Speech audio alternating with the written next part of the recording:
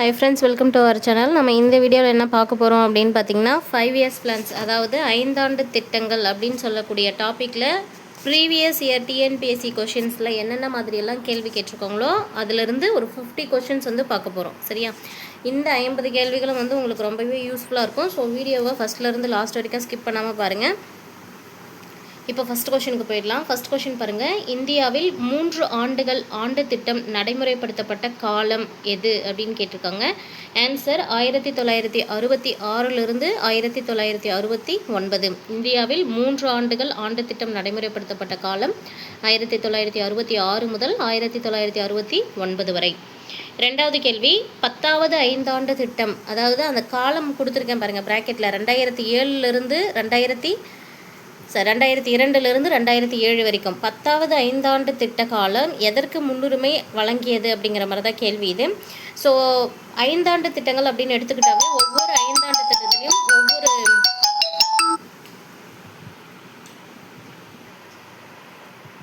So TNPSC எக்ஸாமை பொறுத்த வரைக்கும் பார்த்திங்கன்னா ஐந்தாண்டு திட்டங்களில் எப்படியெல்லாம் கேள்வி கேட்பாங்க அப்படின்னா, அந்த ஐந்தாண்டு திட்டம் எந்த காலங்களில் இருந்தது, அந்த 5 இயர்ஸ் அந்த பீரியட் எது, அதே போல் அந்த ஐந்தாண்டு திட்டத்துடைய முக்கியமான நோக்கம், அந்த ஐந்தாண்டு திட்டம் எதற்காக கொண்டு வராங்க, அதில் வளர்ச்சி இலக்கா எவ்வளோ நிர்ணயம் செய்கிறாங்க, எந்த மாதிரியை பேஸ் பண்ணி அவங்க அந்த திட்டத்தை கொண்டு வராங்க, அதே போல் அந்த வளர்ச்சி இலக்கா அவங்க கொண்டு வந்ததில் எவ்வளோ வந்து வளர்ச்சி அடைஞ்சிருக்கு அப்படிங்கிற அந்த பர்சன்டேஜ், இது எல்லாமே தான் கொஷின்ஸாக கேட்பாங்க. சரியா?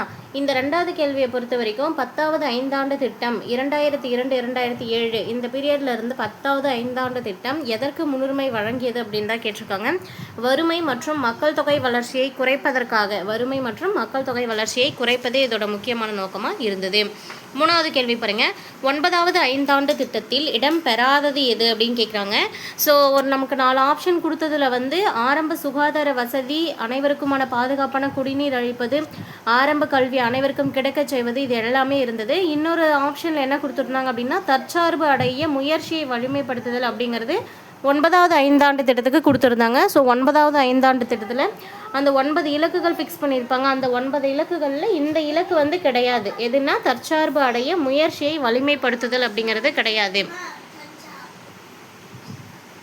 ஸோ அடுத்து 4வது கேள்வியை பாருங்கள். இந்தியாவில் முதல் திட்டக்குழு யாருடைய தலைமையில் அமைக்கப்பட்டது? ஸோ எதுக்காக இப்போ இங்கே திட்டக்குழுவை பற்றிய கேள்விகள் எடுத்திருக்கோம் அப்படின்னா, ஐந்தாண்டு திட்டங்கள் அப்படிங்கிறது எல்லாமே வந்து திட்டமிடுறதே பார்த்திங்கன்னா நமக்கு திட்டமிடுதல் எதோடைய வேலை அப்படின்னு பார்த்திங்கன்னா திட்டக்குழு உருவாக்கக்கூடிய அந்த திட்டங்களுக்கு ஒப்புதல் அளிக்கிறதுக்குன்னு ஒரு குழு இருக்கும். அது என்ன நம்ம பின்னாடி வரக்கூடிய கொஷின்ஸில் பார்ப்போம். இந்த 4வது கேள்வி பொறுத்த வரைக்கும் இந்தியாவில் முதல் திட்டக்குழு யாருடைய தலைமையில் அமைக்கப்பட்டது அப்படின்னா ஜவஹர்லால் நேரு அவர்களுடைய தலைமையில். ஜவஹர்லால் நேரு அப்போதைய பிரதமராக இருந்தாங்க. ஸோ கான்செப்ட் படி பார்க்கும்போது இந்தியாவில் இருக்கக்கூடிய திட்டக்குழுவுக்கு யார் தலைவராக இருப்பாங்கன்னா பிரதமர் தலைவராக இருப்பாங்க. ஸோ அந்த காலத்தில் திட்டக்குழு உருவாக்கப்பட்ட போது யார் தலைவராக இருந்தாங்க அப்படின்னா அப்போதைய பிரதமரான ஜவஹர்லால் நேரு. அதனால தான் கொஷினை இப்படி கேட்டிருக்காங்க.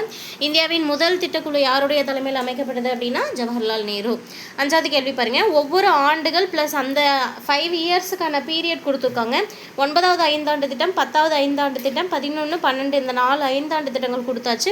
இன்னொரு சைடில் பார்த்தீங்கன்னா 2002, 7, 7, 12, 12, 17, 97, 2002 கொடுத்துருக்காங்க.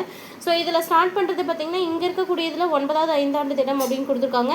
ஒவ்வொன்றுமே 5 இயர்ஸ் அப்படின்னு வச்சுக்கிட்டாலும் இருக்கிறதுலே முதல்ல ஸ்டார்ட் ஆகக்கூடிய அந்த ஃபஸ்ட்டு இயர் எது அப்படின்னு பார்க்கும்போது 1997 இருக்கிறதுலேயே கம்மியானது.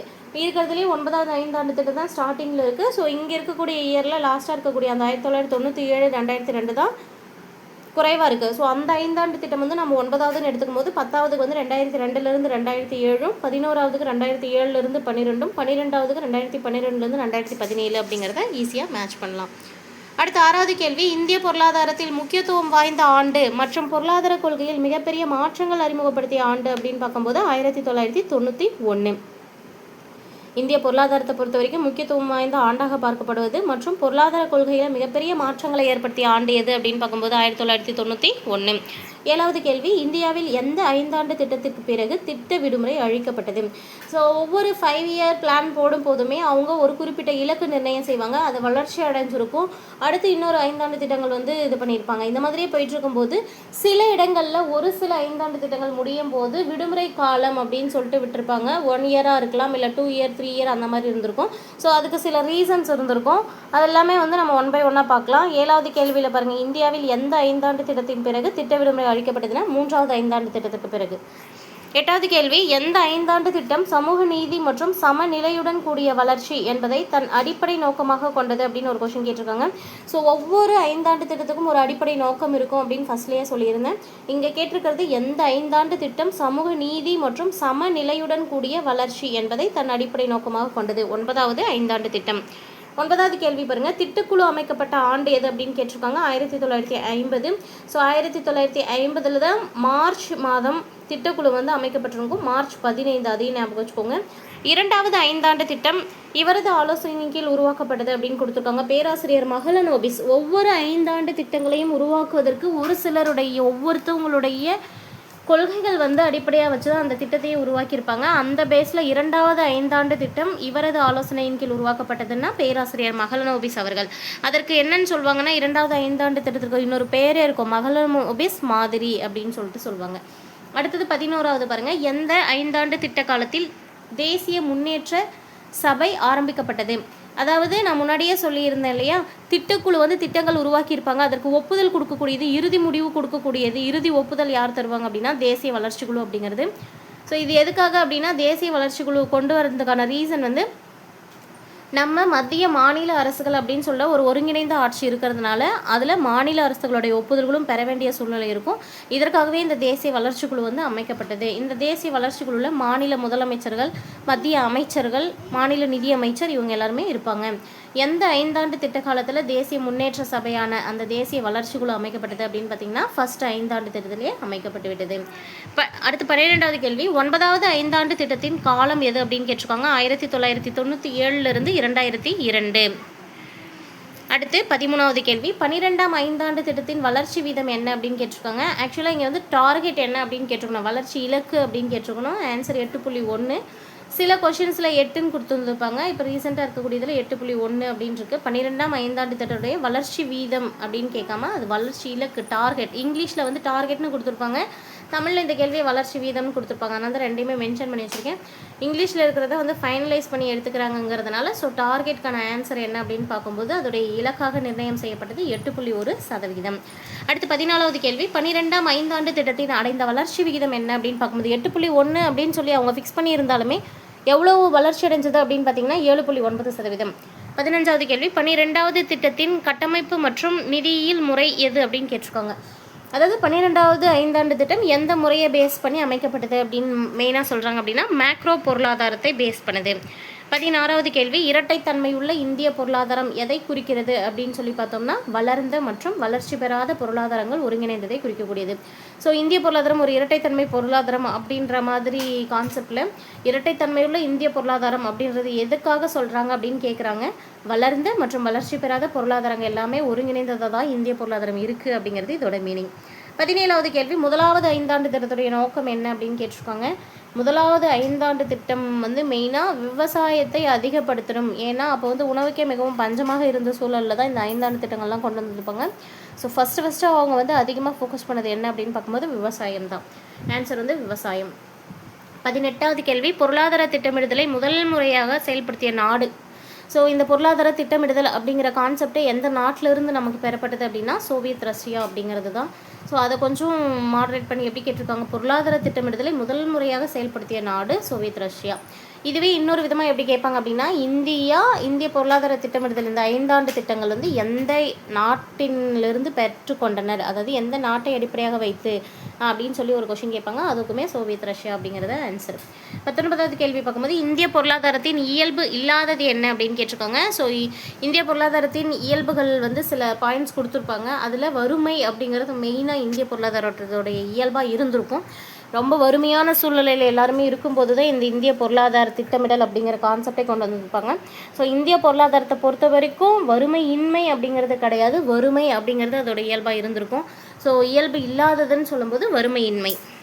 20வது கேள்வி, 10வது ஐந்தாண்டு திட்டத்தின் வளர்ந்த தேசிய உற்பத்தி, அதாவது அந்த வளர்ச்சி இலக்காக நிர்ணயம் செய்யப்பட்டது 10வது ஐந்தாண்டு திட்டத்துக்கு என்ன அப்படின்னு கேட்டு வந்திருக்காங்க. 8%. 21வது கேள்வி, இந்திய பொருளாதாரத்தின் வளர்ச்சியின் தாக்கத்தை ஏற்படுத்தும் காரணிகள் என்னென்ன அப்படின்னு கேட்டிருக்காங்க. ஸோ நம்ம இந்திய பொருளாதாரத்தில் நம்மளுடைய இந்திய பொருளாதார வளர்ச்சிக்கு எதெல்லாம் வந்து தாக்கங்கள் ஏற்படுத்தக்கூடிய காரணிகளாக இருக்குது அப்படின்னு பார்க்கும்போது பொருளாதாரம் மற்றும் பொருளாதாரம் சாராத காரணிகள் எல்லாமே இதில் அடங்குது. அடுத்து 22வது கேள்வி, 11வது ஐந்தாண்டு திட்ட காலத்தில் இந்தியாவின் உள்நாட்டு உற்பத்தி எவ்வளவு சதவீதம் பெருகியது அப்படின்னு கேட்குறாங்க. 11th 5 years பிளான் இருக்கு இல்லையா, அதில் 11வது ஐந்தாண்டு திட்ட காலத்தில் இந்தியாவுடைய உள்நாட்டு உற்பத்தி, அதாவது ஜிடிபி அப்படின்னு சொல்லுவாங்க, அது 7.9% பெருகியது. 23வது கேள்வி, வறுமையை ஒழிப்போம் என்னும் கோஷம் எப்பொழுது எழுப்பப்பட்டது. வறுமையை ஒழிப்போம் அப்படிங்கிறது வந்து 6வது ஐந்தாண்டு திட்ட காலத்தில் கொண்டு வரப்பட்ட ஒரு கோஷம். கரிபி ஹட்டாவ் அப்படிங்கிற சொல்லக்கூடிய அந்த வார்த்தையுடைய பொருள் என்ன அப்படின்னு பாருங்கள். 24வது கேள்விக்கு ஆன்சர் ஏழ்மையை அகற்றுதல். கரிபி ஹட்டாவ் அப்படின்னு சொல்லக்கூடிய அந்த வார்த்தைக்கு என்ன பொருள் அப்படின்னா ஏழ்மையை அகற்றுதல். 25வது கேள்வி, 10வது ஐந்தாண்டு திட்ட காலம் எந்த காலங்கள் அப்படின்னு கேட்டிருக்காங்க. 2002 2007 கிடைப்பட்ட காலம். 26வது கேள்வி, இந்தியாவில் ஐந்தாண்டு திட்டங்கள் வாயிலாக பொருளாதார திட்டமிடலை மேற்கொள்ளும் முறை எங்கே இருந்து தருவிக்கப்பட்டது. முன்னவே சொல்லியிருந்தேன் இது. ஸோ இந்தியாவில் இருக்கக்கூடிய இந்த ஐந்தாண்டு திட்டங்கள் அப்படின்ற மூலமாக பொருளாதார திட்டமிடல் மேற்கொள்ளக்கூடிய இந்த முறை எங்கிருந்து எடுக்கப்பட்டது அப்படின்னா முந்தைய சோவியத் ரஷ்யாவிலிருந்து எடுக்கப்பட்டது. 27வது கேள்வி, நேரு தலைமையில் திட்டக்குழு நிறுவப்பட்ட நாள் எது அப்படின்னு கேட்டிருக்காங்க. ஸோ நேரு வந்து பிரதமராக இருக்கும்போது அவருடைய தலைமையில் திட்டக்குழு உருவாக்கப்பட்டது 1950 மார்ச் 15. 28வது கேள்வி, கீழ்கண்டவற்றில் திட்டத்தை உருவாக்குதல் மற்றும் செயல்படுத்துவதில் திட்டக்குழுவோடு தொடர்புடையது. அதாவது திட்டக்குழு மட்டுமே ஒரு திட்டத்தை வந்து உருவாக்கி செயல்படுத்த முடியாது, அதோட தொடர்புடைய தேசிய வளர்ச்சி குழுவும் இணைந்து தான் செயல்படுத்த முடியும். ஏன்னா திட்டக்குழு கொண்டு வரக்கூடிய அந்த திட்டங்களுக்கு இறுதி ஒப்புதல் யார் கொடுப்பாங்க அப்படின்னு பார்க்கும்போது தேசிய வளர்ச்சி குழு கொடுப்பாங்க. 29வது கேள்வி பார்க்கலாம். இந்தியாவின் முதல் ஐந்தாண்டு திட்ட மாதிரி யாருடைய மாதிரி அடிப்படையாக கொண்டது அப்படின்னா ஹரட் டவுமர் அவர்களுடைய மாதிரியை அடிப்படையாக கொண்டது. 30வது கேள்வியை பொறுத்த வரைக்கும் ஃபர்ஸ்ட் ஐந்தாண்டு திட்டம் இருக்கு இல்லையா, அதோடைய வளர்ச்சி இலக்காக நிர்ணயிக்கப்பட்டது எவ்வளோ அப்படின்னு கேட்டிருக்காங்க. 2.9%. பட் அந்த வளர்ச்சி இலக்கு வந்து 2.9% இருந்தாலும் எட்டியது அப்படின்னு பார்க்கும்போது கிட்டத்தட்ட 3.6%. அது வந்து 2 மடங்காக இருந்திருக்கும். இது வந்து ஒரு மிகப்பெரிய வெற்றி அடைந்த ஒரு ஐந்தாண்டு திட்டமாக பார்க்கப்படுது. 31வது கேள்வி, மகளனோபிஸ் 4 முறை மாதிரி பின்வரும் எந்த ஐந்தாண்டு திட்டத்தில் பயன்படுத்தப்பட்டது. மகளனோபிஸுடைய ஒரு கொள்கைகளில் ஒன்றா வந்து 4 துறை மாதிரி அப்படின்னு சொல்லி ஒன்று கொண்டு வந்திருப்பாங்க. அது எந்த ஐந்தாண்டு திட்டத்தில் பயன்படுத்துகிறாங்க அப்படின்னு கேட்குறாங்க. 2வது ஐந்தாண்டு திட்டத்தில். அடுத்து 32வது கேள்வி, 2வது ஐந்தாண்டு திட்டத்தின் முக்கிய நோக்கம் என்ன அப்படின்னு பார்க்கும்போது விரைவான தொழில் வளர்ச்சி. எப்படி முதல் ஐந்தாண்டு திட்டத்தில் வறுமையை ஒழிக்கணும் அப்படிங்கிறதுக்காக விவசாயத்தை பேஸ் பண்ணி அதிகமாக விவசாயத்துக்கு இம்பார்ட்டன்ஸ் கொடுத்தாங்களோ, ஸோ அதன் மூலமாக கொஞ்சம் சாப்பாட்டுக்கு, அதாவது ஃபுட்டுக்கான தேவைகள் குறையும் போது இவங்க அடுத்தபடியாக எது மேலே வந்து டார்கெட் பண்ணாங்க அப்படின்னா அவங்களுடைய விரைவான தொழில் வளர்ச்சி. ஸோ அப்போ தான் வந்து கனரக தொழில்கள்லாம் அதிகமாக உருவாக்கப்பட்டது. தொழிற்சாலைகள் அதிகமாக புதுசாக ஸ்டார்ட் பண்ணது எப்போ அப்படின்னு பார்த்தீங்கன்னா செகண்ட் 5 years பிளானில் தான். 33வது கேள்வி, 2வது ஐந்தாண்டு திட்டத்துடைய வளர்ச்சி இலக்கு என்ன அப்படின்னு பார்த்தீங்கன்னா 4.5%. அது எட்டியது அப்படின்னு பார்க்கும்போது 4.1%. 2வது ஐந்தாண்டு திட்டத்துடைய அந்த காலம் எவ்வளோ அப்படின்னு பார்த்தீங்கன்னா 1956 61 வரைக்கும். 34வது கேள்வி, எந்த ஐந்தாண்டு திட்டத்தின் பிறகு திட்ட விடுமுறை காலம் வந்தது அப்படின்னு கேட்டிருக்காங்க. ஸோ திட்ட விடுமுறை காலம் 3வது ஐந்தாண்டு திட்டத்துக்கு பிறகு வந்தது. 3வது ஐந்தாண்டு திட்டத்துக்கு ஒரு மாதிரியை பேர் வச்சுருப்பாங்க. அதாவது யாருடைய மாதிரியை அடிப்படையாக கொண்டு 3வது ஐந்தாண்டு திட்டம் வந்து கொண்டு வந்தாங்க அப்படின்னா காட்கில் திட்டம். இந்த 3வது ஐந்தாண்டு திட்டத்துடைய இலக்கு அப்படிங்கிறத தான் அடுத்த கேள்வியில் கொடுத்துருக்கேன். 3வது ஐந்தாண்டு திட்டத்துடைய இலக்காக நிர்ணயிக்கப்பட்டது 5.6%. ஆனால் வளர்ச்சி அடைந்தது என்னவோ 2.8%. ஒரு தோல்வி அடைந்த திட்டமாக இந்த 3வது ஐந்தாண்டு திட்டம் பார்க்கப்படுது. இந்த 3வது ஐந்தாண்டு திட்டம் வந்து தோல்வி அடைஞ்சது இல்லையா, அதுக்கான காரணமாக மிகப்பெரியதாக சொல்லக்கூடியது வந்து அப்போ தான் பார்த்திங்கன்னா இந்திய சீன போர் வந்து இந்த 3வது ஐந்தாண்டு திட்ட காலத்தில் நடந்திருக்கும். அடுத்து பாருங்கள் 38வது கேள்வி, எந்த மாதிரி அடிப்படையில் 4வது ஐந்தாண்டு திட்டம் இருந்தது அப்படின்னு கேட்டிருக்காங்க. CELP மாதிரி அப்படின்னு சொல்லி இருந்திருப்பாங்க. CELP மாதிரியை அடிப்படையாக கொண்டு தான் 4வது ஐந்தாண்டு திட்டம் இருந்தது. 39வது கேள்வி கூற்று காரணம். 7ஆம் ஐந்தாண்டு திட்டம் வெற்றி பெற்றது அப்படின்னு கொடுத்துருக்காங்க. இதுக்கான காரணமாக முதல் முறையாக பொதுத்துறைக்கு மேலாக தனியார் துறைக்கு முன்னுரிமை வழங்கியது அப்படின்னு சொல்லியிருக்காங்க. ஸோ பொதுத்துறையை விட தனியார் துறைக்கு முன்னுரிமை வழங்கப்பட்டதன் ரீசன்னால தான் இந்த 7வது ஐந்தாண்டு திட்டம் வந்து வெற்றி பெற்றதாக கருதப்படுது. அது ஒரு முக்கியமான ரீசன் தான். ஸோ ரெண்டுமே சரிதான் மற்றும் சரியான விளக்கம் அப்படிங்கிறது இதுக்கு சொல்லணும் நம்ம. 40வது கேள்வி எந்த ஐந்தாண்டு திட்டம் சமூக நீதி மற்றும் சமநிலையுடன் கூடிய வளர்ச்சி என்பதை தன்னுடைய அடிப்படை நோக்கமாக கொண்டிருந்தது அப்படின்னு கேட்டிருக்காங்க. ஸோ இதுக்கு ஆன்சர் 9வது ஐந்தாண்டு திட்டம். இந்த சமூக நீதி மற்றும் சமநிலையுடன் கூடிய வளர்ச்சி அப்படிங்கிறத நம்ம நல்லா ஞாபகம் வச்சுக்கணும். 41வது கேள்வி இந்த 9வது ஐந்தாண்டு திட்டத்துடைய இலக்காக நிர்ணயிக்கப்பட்டது 7%.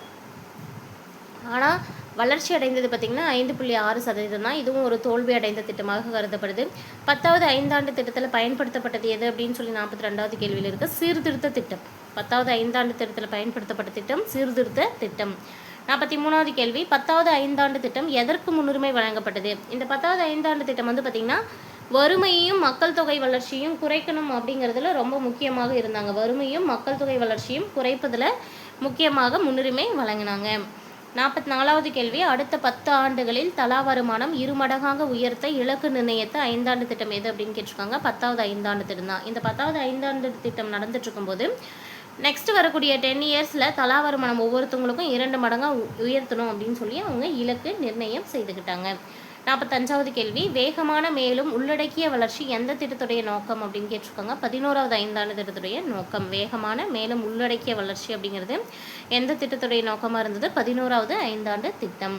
46வது கேள்வி 11வது ஐந்தாண்டு திட்ட காலத்தில் இந்தியாவில் உள்நாட்டு உற்பத்தி பெருகிய சதவீதம் எவ்வளோ அப்படின்னு கேட்டிருக்காங்க. இந்த 11th 5 இயர் பிளான் அப்போ பார்த்தீங்கன்னா 7.9% வளர்ச்சி அடைந்தது. 47வது கேள்வி எந்த ஐந்தாண்டு திட்டம் விரைவான நிலையான மற்றும் அனைத்தையும் உள்ளடக்கிய வளர்ச்சி? இதை ஞாபகம் வச்சுக்கணும். இந்த அனைத்தையும் உள்ளடக்கிய வளர்ச்சி அப்படிங்கிறது நோக்கமாக கொண்டது 12வது ஐந்தாண்டு திட்டம். 48வது கேள்வி 12ஆம் ஐந்தாண்டு திட்டத்துடைய வளர்ச்சி இலக்கு எவ்வளோ அப்படின்னு கேட்டிருக்காங்க. 8%. 49வது கேள்வி 12வது ஐந்தாண்டு திட்டத்தில் எந்த துறைக்கு அதிகமாக தொகை ஒதுக்குனாங்க அப்படின்னு பார்த்தீங்கன்னா சமூகத்துறைக்கு அதிகமான தொகை ஒதுக்கப்பட்டது. லாஸ்ட் அந்த 50வது கேள்வி பாருங்கள். ஜவஹர்லால் நேரு கூற்றுப்படி விரைவான பொருளாதார வளர்ச்சிக்கு முக்கியமானது எது அப்படின்னு கேட்டிருக்காங்க. கனரக தொழில்கள் தான் மிக மிக முக்கியமானது. ஸோ இந்த வீடியோ உங்களுக்கு யூஸ்ஃபுல்லாக இருந்ததுன்னா ஃப்ரெண்ட்ஸ்க்கு ஷேர் பண்ணுங்கள். நம்ம சேனல் இதான் ஃபஸ்ட் டைம் பார்க்குறீங்க அப்படின்னா சேனல் சப்ஸ்கிரைப் பண்ணிக்கோங்க. பக்கத்தில் இருக்கிற பெல் ஐக்கானை கிளிக் பண்ணி ஆல்னு செட் பண்ணி வச்சுக்கோங்க. தேங்க்யூ.